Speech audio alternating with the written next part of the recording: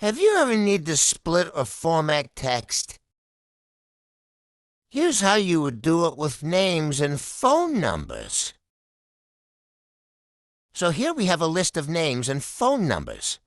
Let's go to cell B2 and type in the first letters that are John. Press Enter and now press Ctrl E. We get all of the first names for all of the first names that we have in column.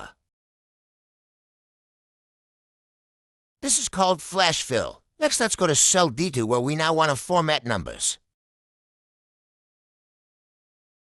So now we format the numbers as,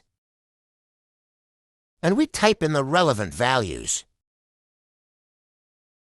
in the format that we need to, and we press Ctrl E.